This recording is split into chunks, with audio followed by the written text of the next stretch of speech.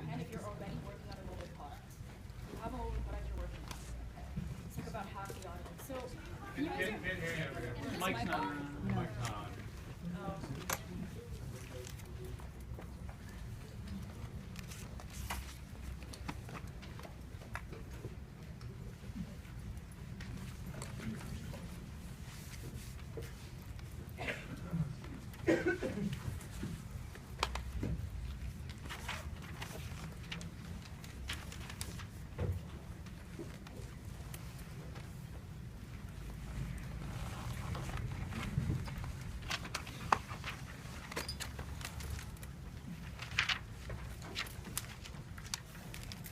Can you hear me now? No. Not on. Is it?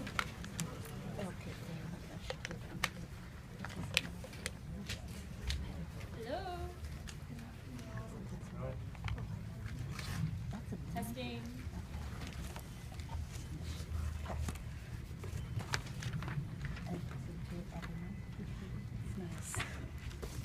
Every speaker's nightmare. Or the AV guy. Yeah. I used to have that job. I'm Yeah, like, like, everybody looks at you as the speaker. I should prepare some jokes.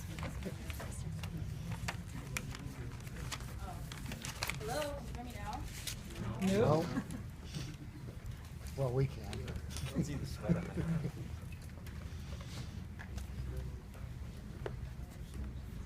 Hello? Hello? Kind of like a stand-up comics nightmare now.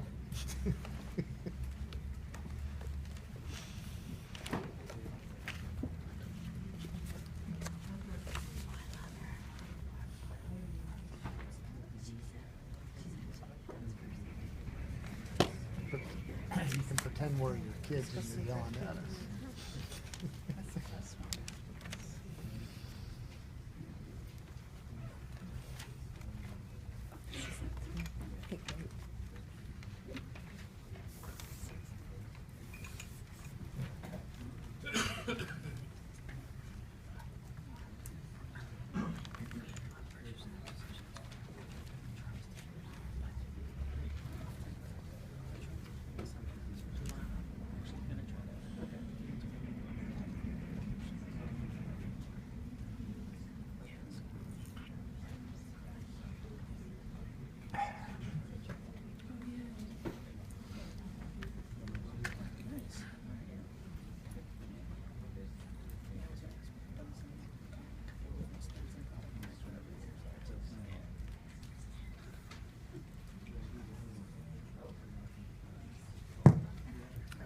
Hello? Hello? Oh, there we go. All right, you can hear me now, right? Woo! All right, since a bunch of new people walked in the room, let's try that again. If you are currently working on a mobile product, raise your hand. All right, and if you aren't working on a mobile product, but you're looking to launch one sometime in the near future, let me know. Okay, so we have a good mix of pretty experienced people in mobile as well as people looking to launch in mobile. So as pretty much all of you know, based on how crowded this room is, mobile is really hot right now. So in the last 4 quarters, mobile startups have raised $3.2 billion. And no doubt some of this money is in some of your pockets right now. So even though mobile is hot, that doesn't always mean that profits are. So I want to take a look at the typical developer's economics. So if you're looking to build an app, like of medium complexity, it typically costs somewhere between $10K and $50K. It can easily cost a lot more than this, depending on where you source your talent and the details of your app. It doesn't typically cost much less than this, though.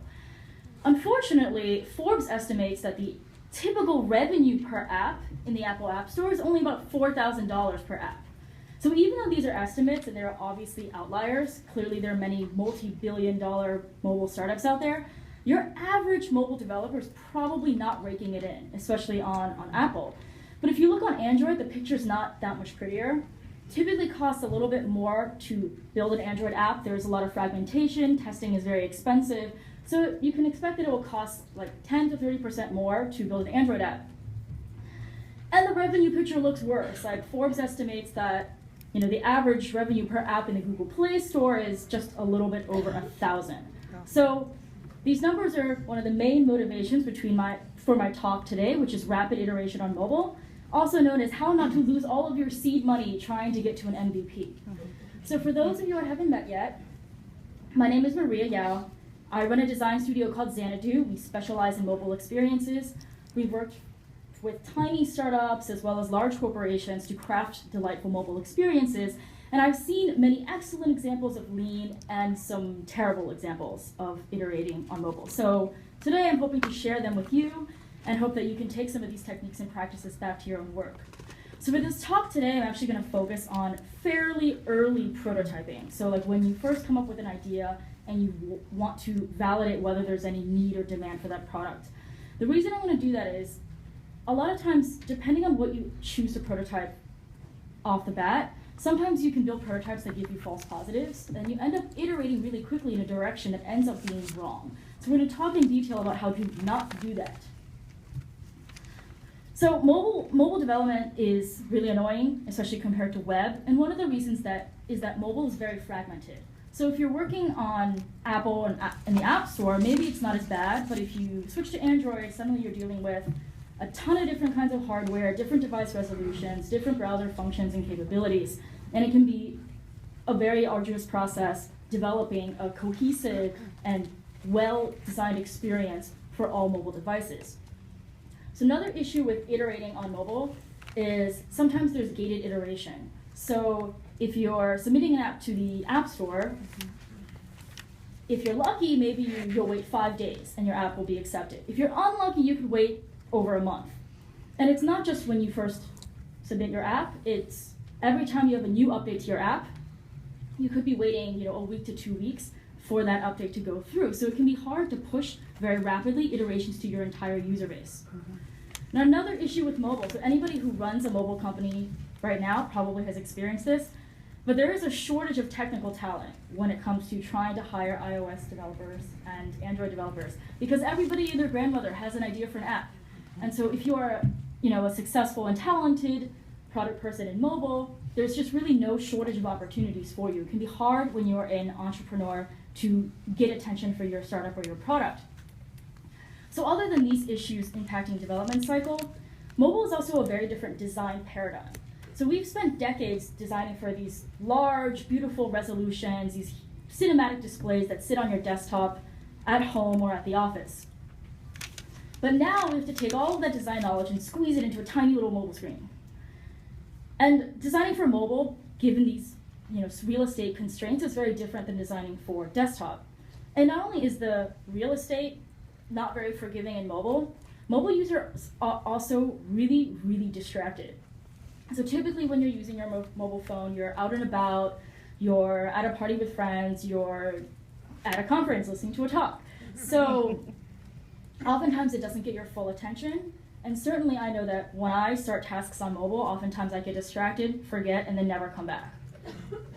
And also, mobile phones can sometimes cause you to be so focused on the phone that you become unaware of your surroundings. One of my favorite facts about this is that when cell phones first got really popular in London, they had a huge rise in incidents of texting accidents because people would be texting and not watching where they're going and then run into things. And ultimately, the city decided to start padding telephone poles and lamp posts to try to minimize the damage from these texting incidents. So mobile user input is kind of a pain in the ass. I'm sure many of you have made worse than this in terms of autocorrect mistakes. This was actually fairly tame relative to the other autocorrect jokes that I found. But the point is that mobile input's kind of a pain in the ass. And then there's the issue of distribution. So when you look at the App Store, and you look at Google Play, you're getting close to about 1 million apps each on those platforms. But your typical mobile user can only focus on about 8 in a single day. Maybe 15, 20 different apps in a week. So you want your app to be successful, you're competing with millions of apps for very limited attention span. As opposed to if you look at how many websites somebody browses in a typical day, it could number in the hundreds. So retention is also challenging on mobile. So these are stats that come from Flurry and Localytics. They are some of the larger mobile analytics platforms. It looks like about a quarter of downloaded apps are opened just one time. And keep in mind, this is after somebody has heard about your app, looked for it in the App Store, downloaded it, waited for it to install, remembered to go back to it, opened it, and then just left, despite all of that effort. And even if you make it past this first impression, 62% of an app's users are typically lost after 1 month. So, if you're sitting here thinking, how am I going to be successful on mobile? Probably kind of feels like you're navigating a maze. And the thing about a maze, I like this analogy a lot for trying to iterate on mobile, and iterating in general, because if you're navigating through a maze and you make a wrong turn early on, you could actually spend a long time iterating in the wrong direction, going in the wrong direction before you realize that you're in a dead end and you need to backtrack. And so this goes back to what I said before, where sometimes when I see startups and other companies trying to be lean, they're actually moving quite quickly through the build, measure, learn loop, but something's wrong with one of their assumptions, or one of their early prototypes gave them a false positive and they end up going in the wrong direction. So, in my talk today, I'm going to focus on ways you can avoid doing that. I'm going to break it down into 3 sections. The first is principles, which is understanding what makes for good iteration, what makes for a good prototype. Second thing I'm going to talk about is strategy. What should you focus on depending on your product type or your product category? And the last thing I'm going to talk about is tactics, which is more nitty-gritty, like implementation ideas for how you might go about building your own prototypes. So start with principles. I'm going to ask what is a fairly simple question, which is, what is a prototype? Does anybody want to answer that? Have an idea? Brave souls. All right. Something that sort of works to see whether or not it works at all. Something that sort of works to see whether it works at all. It's pretty good. Somebody else have another idea about what a prototype should be? Something that can be tested. Something that can be tested. Good answer. So next question I have is, what makes a prototype effective? How did you know if you build a good or a bad prototype? Anybody have any ideas? Yeah? Believable. Believable? It answers the question you have. It answers the question you have. So in order to determine what a good prototype should be, I first want to review the build, measure, learn loop. Since you're at the Lean Startup Conference, you probably know this already, but it doesn't hurt to review. The whole Lean Startup methodology is where you come up with a hypothesis, you kind of rank the hypotheses you have about the risks of a market or a product, and then you build a prototype to test that hypothesis, you measure its performance, then you learn from that, and you iterate on your beliefs. So if you're going to go back to this question, what is a prototype? Well, a prototype is a test that helps you answer a question. So you were right on. But when you go to this question, which is, what makes a prototype effective? Well, okay, it depends on what question you actually asked in the first place. So we want to discuss examples of good and bad questions. Because it can be difficult to make sure that you are asking the right question before you even start the prototyping process. So I want to discuss this terminology, which is minimum viable product. And it's become a very, very popular term due to the popularity of Lean Startup philosophy. So sometimes people like to debate this term. They'll say, well, I don't really know what you mean by minimum, and well, how can I tell if something is viable? It's very confusing. I actually think that the biggest problem with this term is the third word, which is product. So when you tell somebody you should be building an MVP, a minimum viable product, a lot of times people jump to the conclusion that they actually should be building some kind of tangible software. Like, oh, I should be building an app, or I should be building, a website. And the problem with that is, oftentimes that devolves into this kind of thinking, where instead of building a viable product, you focus on making a minimum viable interface.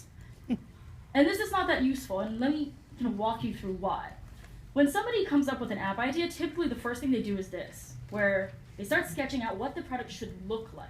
Oh, what icon should go in the tab bar, and what text should be in what row label. Sometimes they'll go and make paper prototypes and show them to some people, get some feedback. It feels really lean because you're using pen and paper. Kind of feels like you're moving really fast.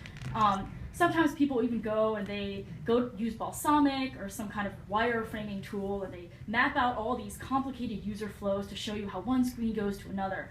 And this is all very important design work. It's absolutely critical in the mobile design process, but it doesn't always answer the most critical questions up front. So when you do wireframe prototyping or interface-focused prototyping, those wireframes are really good at answering certain questions, such as, can people navigate through my interface? Do people understand what these buttons do? Can people perform basic tasks in this app? And these are very important, but only if you're building the right product. Wireframes early on typically don't help you answer, or they don't effectively help you answer important questions like, will people come use this app every day? Will they become passionate evangelists? Will they share my app with their friends and their colleagues? And will they pay for my value proposition? So to avoid thinking in the sort of product interface angle before you build products, I encourage you to ask yourself the question, why are you building your product at all? Typically, the answer is usually you're trying to solve a discrete problem that's known, or you're just trying to deliver a new positive experience. So if that's the case, I would think not about building a minimum viable product when you go to iterate. I would think instead about building a minimum viable experience if you have a product that is, consumer facing and kind of a vitamin pill, such as Instagram or Foursquare. It's not solving a discrete problem, but really delivering an interesting and unique experience. Or if you're building a utility app that solves a clear problem, I would think about, what is your minimum viable value? And so when you're trying to figure out, okay, what is my minimum viable experience or what is my minimum viable value, it's really important to understand this concept, which is a core loop. A core loop is a design paradigm that comes from gaming, and it is this. Core loop is the main set of actions that your users have to take in order to make themselves and your business successful. So as a simple example, all of you probably know what Farmville is. Go through the loop of Farmville. You start Farmville with a small amount of money. You use it to buy seeds. You grow some crops. You sell the crops. And with your profits, you buy more seeds. You grow more crops. You sell the crops. You keep going through this loop. If you can get a user addicted to going through this loop, you can do all sorts of things with monetization and growth. So because people are so interested in buying seeds, growing crops, selling crops, and iterating through this engagement loop, Zynga's able to charge for virtual goods like fast grow that help users get through this cycle faster. They're able to incentivize users to spam their friends because having neighbors on your farm helps you get through this cycle. So if you think this is a little bit of a simplistic example, it actually has a lot of parallels in consumer-facing mobile apps and consumer-facing technology in general. For example, let's look at the core loop for Dropbox. It's even simpler. With Dropbox, you buy space, you fill it, you run out of space, and you buy more space. So I personally have had to upgrade my Dropbox account more times than I care to admit, but it happens fairly frequently. But if you want to, say, move through the loop faster or maybe skip a step, Dropbox also lets you do things like spam your friends. And what that does is because people are so engaged in this core loop of Dropbox, they're able to do things like get you to pay or get you to share Dropbox with your friends in exchange for some free space. So to go through one more example, Amazon. So when people think of Amazon, they usually think that Amazon is a successful e-commerce platform because the prices are very competitive. And this is definitely true. But early on in Amazon's career, or Amazon's life, they actually had a huge advantage over other e-commerce suppliers because they really focused on user-generated content, namely product reviews. So when people would look to buy a particular item, they would go to Amazon instead of Best Buy. Because if you're buying online, sight unseen, product reviews are one of the most important criteria that informs your purchasing decision. So with Amazon, the loop is you read a review, you buy a product, and you leave a review. Not everyone leaves a review, but the most engaged users on Amazon do, and their engagement drives the engagement of non-reviewers who depend on their reviews. So before you even start prototyping or figuring out what you're going to iterate on, this is a really important question to ask yourself, which is, what does a user need to do to make themselves and your business more successful? Now, if you already have an app, you can apply the same thinking to a new product a new feature you're thinking of launching, or some extra service you want to add onto an existing product.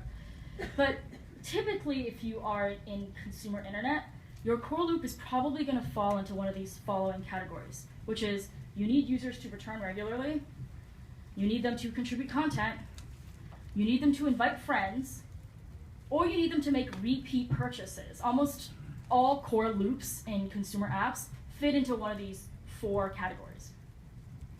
So basically, when you think about your minimum viable experience and your minimum viable value, think through your core loop and why somebody would be able to repeatedly engage through that loop. The questions that you really need to answer are, well, are people willing to go through your core loop, and how often will they do it? Because that's going to drive the engagement and ultimately the success of your app. You do not want to spend a lot of time focusing on minimum viable interface. Like, oh, does this button look good in this corner, and what order should these screens be in? Because that's important, but only after you've validated that people want to go through your core loop and that they will do it often. So to summarize the principles, one is that a prototype is no good if you don't ask the right question. Instead of focusing on product, you probably want to focus on value and experience, because they underlie your product and they help you avoid thinking too much on the interface lines. And then finally, you need to make sure you really understand your core loop, and you would understand why and how much people are willing to go through it. So now that we've covered principles, we'll move on to the next stage, which is strategy. And with strategy, we're going to talk about what to focus on. So I'm going to talk about 4 different strategies. These are by no means a comprehensive list of strategies, just some of my favorite. So we're going to talk about how you prototype simplicity, emotion, engagement, and distribution using 4 different case studies. The first one is prototyping simplicity. And by prototyping simplicity, I do not mean making simple prototypes. What I mean is, how do you capture a complex experience on a mobile device in a simple way? Because on mobile, like we said, people are distracted, the screen is tiny, it's harder to engage in an immersive way on a mobile device versus on desktop. So this is the first screen of a pretty successful app that's been downloaded millions of times. It was a 1-screen prototype. I want you guys to guess what it does. Anybody want to venture some guesses? What do you think it does? Play music.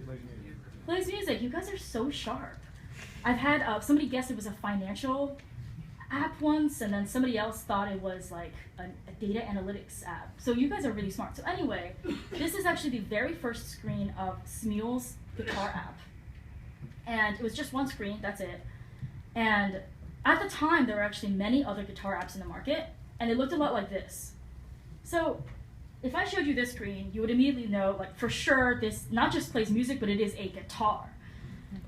And so you know that because it copies the interface of a guitar and it kind of squishes it onto the mobile screen. So it isn't necessarily a problem, but if you look at this app, it's going to be kind of hard for somebody who's not already an expert at the guitar to know what to do with it. You still have to know what combination of chords to play. You still kind of have to scrunch your fingers in a certain way to get them all to play. It's even harder on the mobile device than it is on your actual guitar. So, same thing applies if you are trying to translate a piano experience to mobile. So this is one piano app, and you can see that it's beautiful. It looks just like a piano. It's gorgeous. It's obvious what to do with it. But by taking the piano interface literally and putting it on mobile, you're basically leaving the user with 1 octave to work with. It is very, very hard to have a deep and interesting musical experience with 1 octave of piano keys. By contrast, this is Smeal's Magic Piano app. If I didn't tell you, you might not realize what it does. But what they did was they completely abstracted all the keys and all the chords. That's a hard part of playing the piano. And they made it so that you could have the same sensation of tapping, but be able to basically play numerous chords at once without worrying about whether or not you're hitting the right keys. So I want to go back to the guitar example that we started with. So Nick, who was the designer and developer at Smeal, who first started working on the guitar app, he really focused on one question when he started prototyping, which is, how can we make you feel like a real guitarist? Notice that he did not ask, how can we take a guitar and put it into an app, or how can we make an app that looks like a guitar? He asked, how can we make you feel like a real guitarist?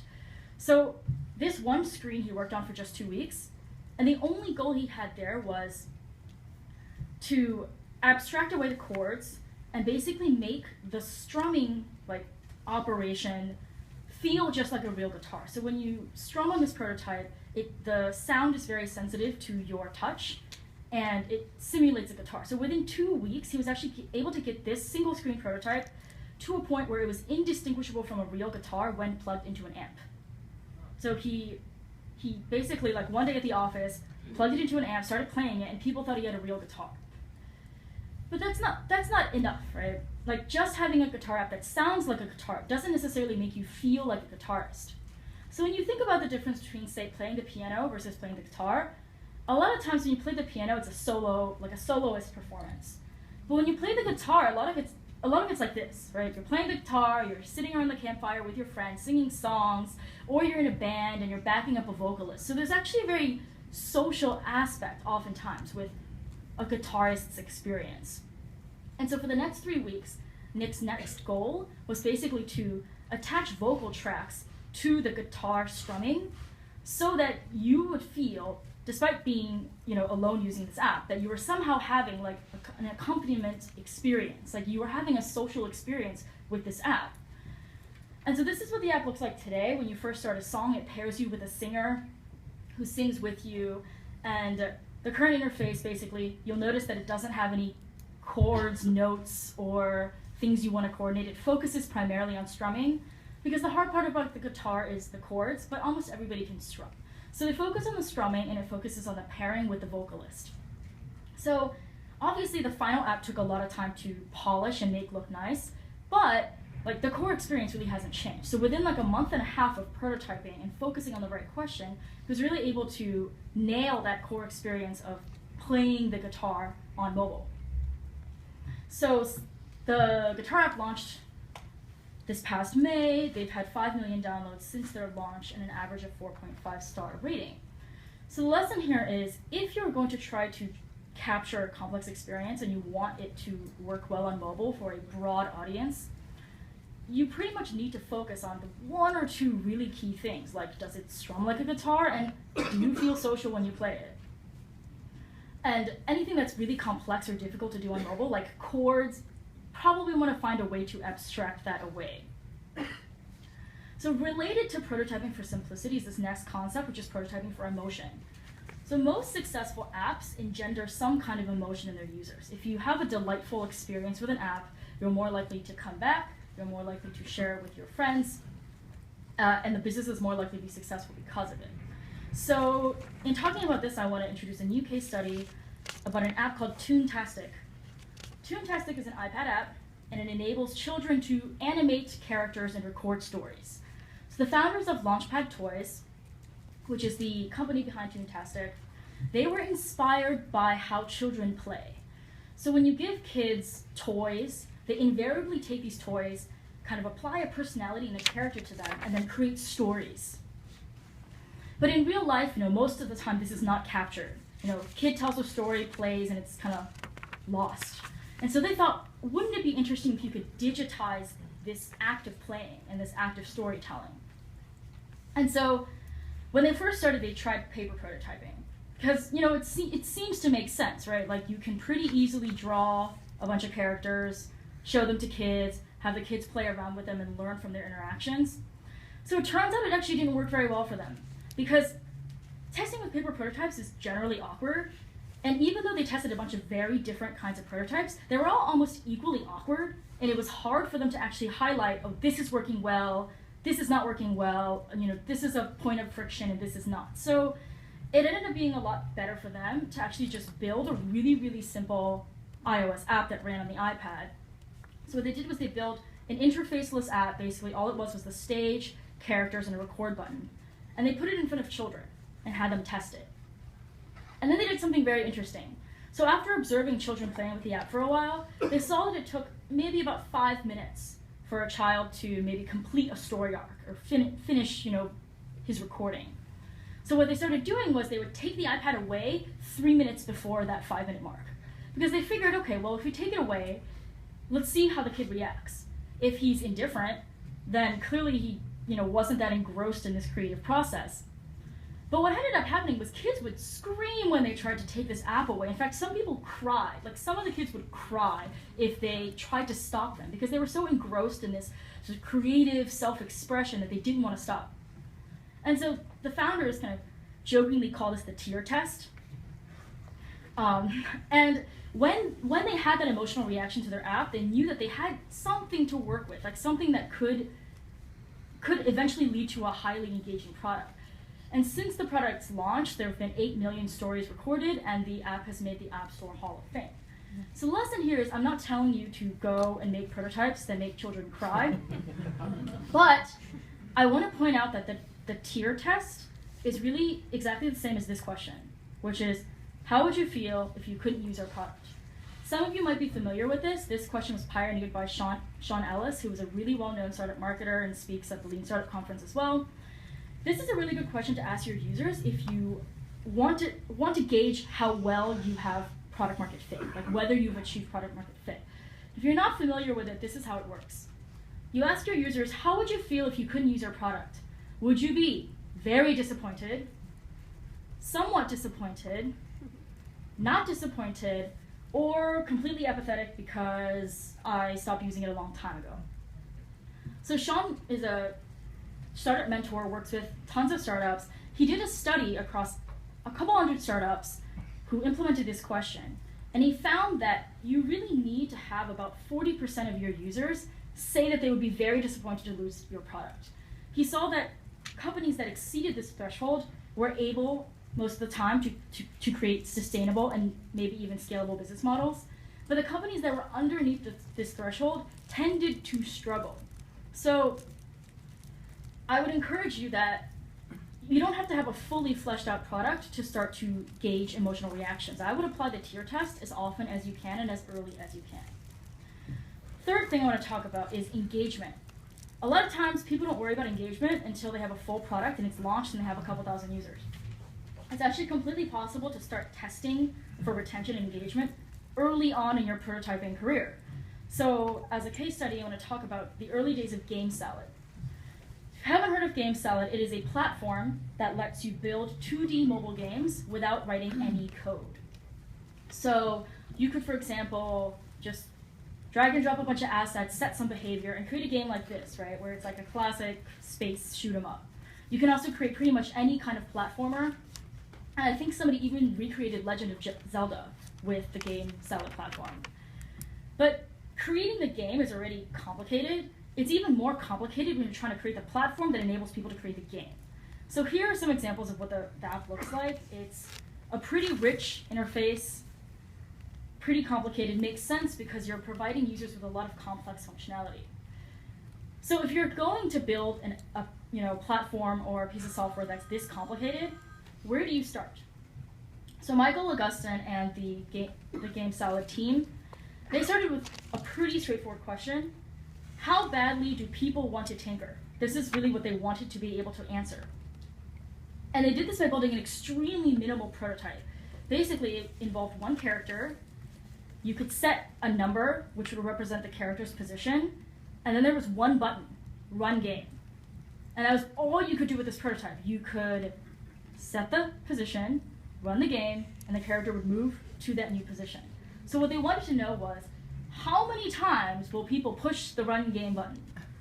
And it sounds like it's a really boring app, like you would get bored of this prototype pretty quickly, but it turns out that their audience loved it. Like there were people who would neurotically push this button every couple seconds, getting their character to like dance around the screen. And so this is very promising because even though it's really, really basic, there's a certain class of individual who's going to be really into like this kind of tinkering. And so after continuing to iterate on this basic prototype, they eventually ended up getting rid of the run game button and just having the platform run automatically.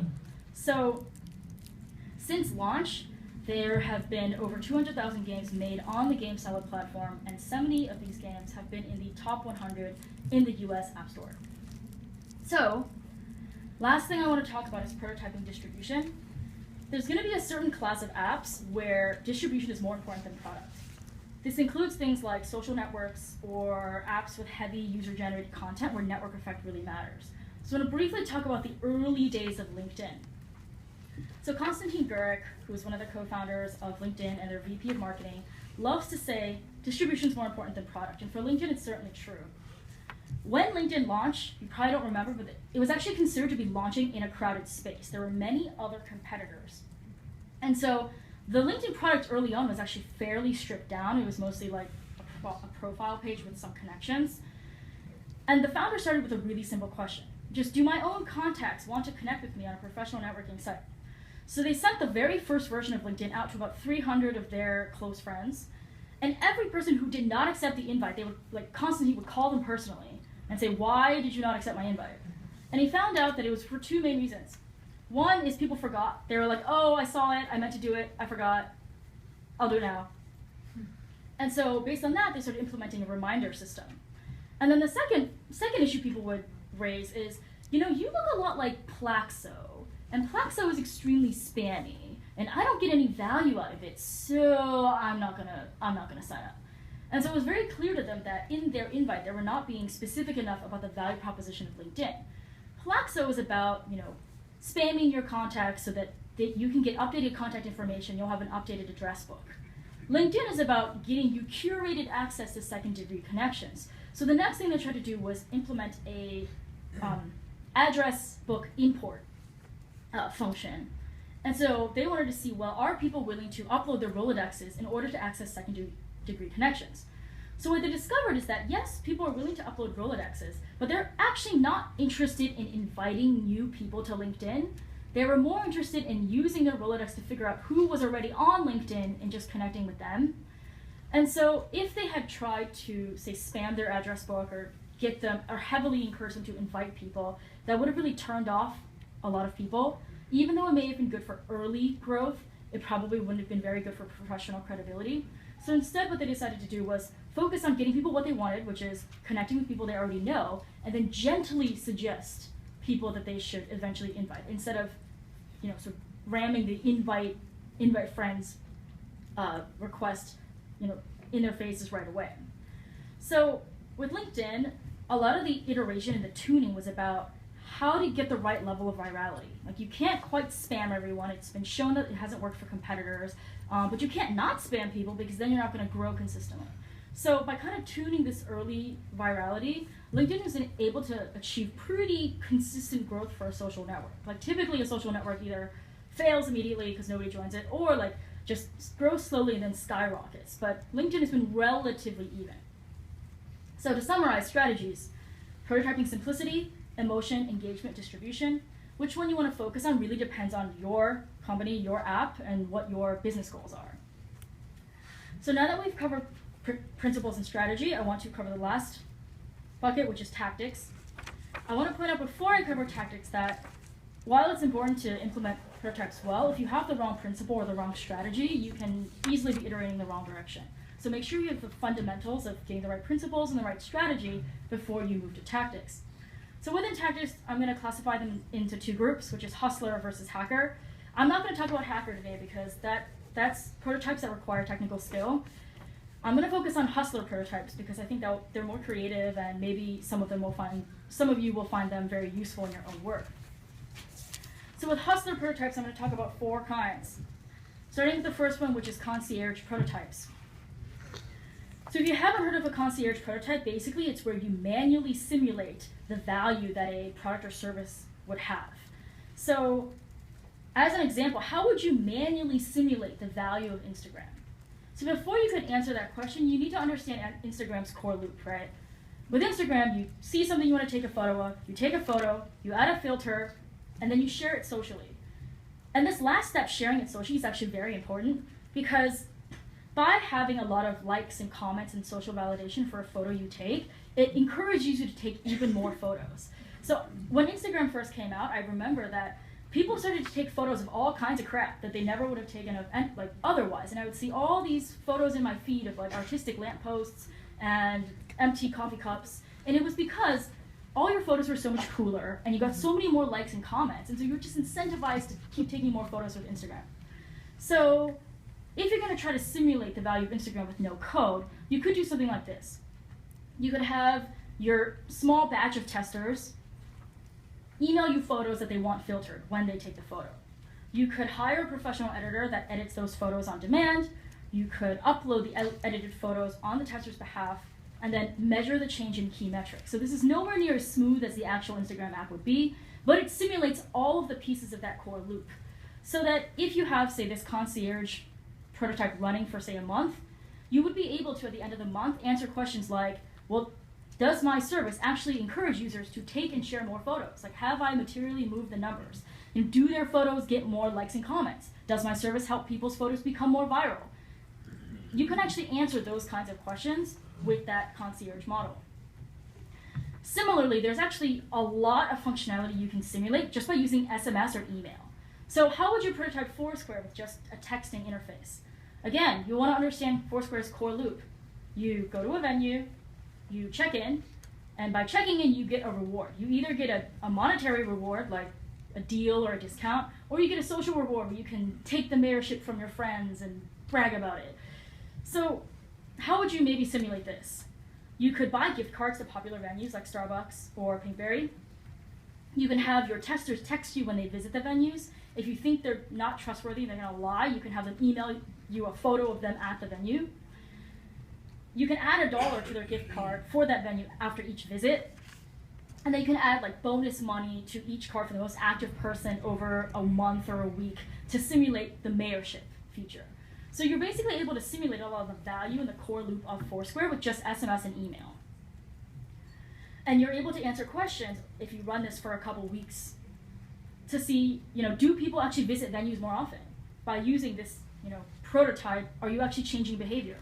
And then also, over time, do they keep up the engagement? Maybe they were really excited about it the first week, but over the fourth week, they really churned out. They're bored of it. That's stuff that you can actually answer despite having a concierge prototype that doesn't have any code. Second thing I'm going to talk about is prototyping on platforms. When I say prototyping on platforms, on one hand, I'm also talking about all the software out there that enables easy mobile app creation without any tech skills. So we talked earlier about GameSalad. GameSalad is great if you want to prototype a 2D game. There are a lot of other ones. I'm not going to spend too much time on them because they're pretty straightforward. You can go and research them on your own, and they tend to be very niche. I actually want to talk about a different service called If This Then That. If you have not heard of If This Then That, it's basically a service that allows you to string together different products and services to achieve certain functionality. So, for example, if there's a new photo in your Instagram account, then you can upload it to a string. Or like if there's a new article that's coming out, you can save it to read later in Pocket. So then how would you, for example, prototype Instagram with If This Then That? You could set it so that if there is a new photo in your iOS photos, you can upload it to a Dropbox folder called To Be Edited. The middle step will have to be manual. You'll have your photo editor, edit the photo and then move it from one folder, which is To Be Edited, to a new folder, which is Finished. And then you can have it set to be if there's a new addition to this Dropbox folder, then upload to Facebook. So again, it's very similar to a concierge model, but you're really leveraging existing functionality in other products and stringing them together. So very similar to prototyping with platforms is that a lot of times we like to diss our competitors, but there's no reason why you should let their good work go to waste. Because a lot of times when you look at competitors in your space, they have a similar overlap of functionality, but missing some key feature you think is going to really matter. And so, for example, before Instagram came out, there was Hipstamatic. And Hipstamatic basically did everything that Instagram did except for making social sharing streamlined. You could take photos, you could add beautiful filters, but it was not as easy and not as quick to upload to Facebook. So if you're going to prototype Instagram with a competitor, it's pretty straightforward. You would just figure out, okay, how would I hack on this extra functionality? And then figure out, does this extra functionality actually make a difference? Is it worth building this new product at all?